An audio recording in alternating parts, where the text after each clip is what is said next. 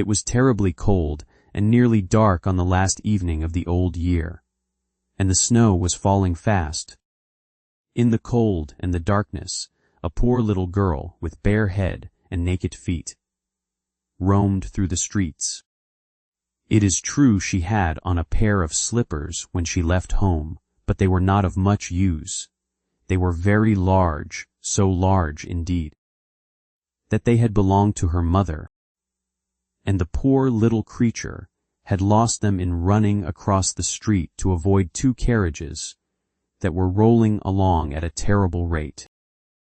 One of the slippers she could not find, and a boy seized upon the other and ran away with it, saying that he could use it as a cradle when he had children of his own.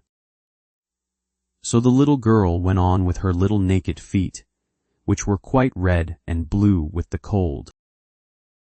In an old apron she carried a number of matches, and had a bundle of them in her hands. No one had bought anything of her the whole day, nor had anyone given her even a penny.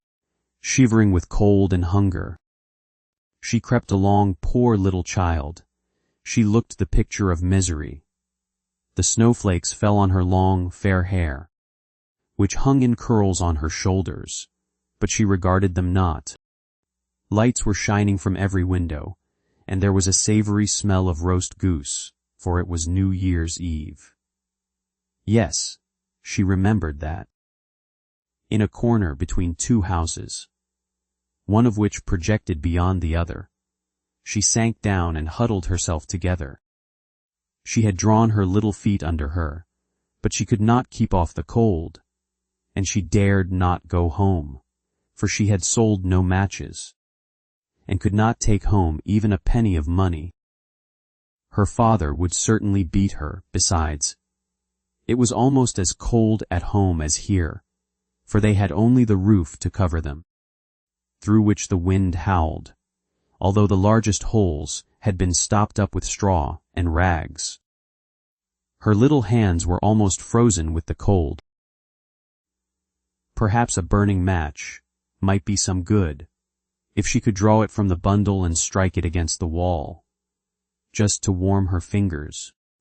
She drew one out. Scratch! How it sputtered as it burnt! It gave a warm, bright light, like a little candle, as she held her hand over it. Was really a wonderful light. It seemed to the little girl that she was sitting by a large iron stove, with polished brass feet and a brass ornament. How the fire burned, and seemed so beautifully warm that the child stretched out her feet as if to warm them. When lo, the flame of the match went out, the stove vanished, and she had only the remains of the half burnt match in her hand. She rubbed another match on the wall. It burst into a flame, and where its light fell upon the wall it became as transparent as a veil, and she could see into the room. The table was covered with a snowy white table cloth on which stood a splendid dinner service, and a steaming roast goose, stuffed with apples and dried plums. And what was still more wonderful, the goose jumped down from the dish and waddled across the floor, with a knife and fork in its breast, to the little girl. Then the match went out, and there remained nothing but the thick, damp, cold wall before her.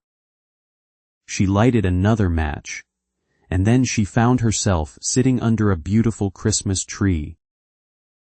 It was larger and more beautifully decorated than the one which she had seen through the glass door at the rich merchant's.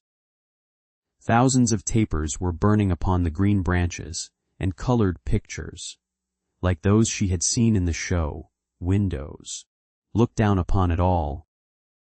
The little one stretched out her hand towards them, and the match went out. The Christmas lights rose higher and higher, till they looked to her like the stars in the sky. Then she saw a star fall, leaving behind it a bright streak of fire.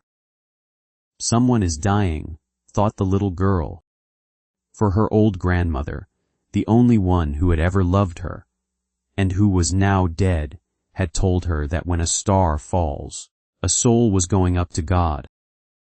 She again rubbed a match on the wall, and the light shone round her.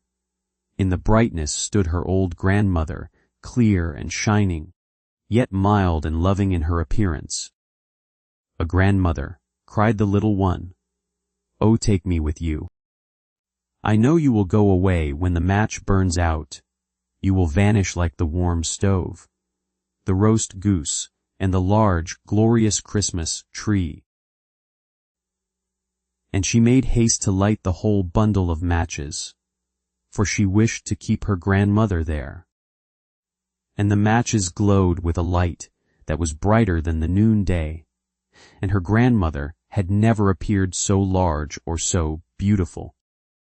She took the little girl in her arms, and they both flew upwards in brightness and joy far above the earth, where there was neither cold nor hunger nor pain, for they were with God. In the dawn of morning there lay the poor little one, with pale cheeks and smiling mouth, leaning against the wall. She had been frozen to death on the last evening of the year, and the new year's sun rose and shone upon a little corpse. The child still sat, in the stiffness of death, holding the matches in her hand, one bundle of which was burnt. She tried to warm herself, said some. No one imagined what beautiful things she had seen, nor into what glory she had entered with her grandmother. On New Year's Day,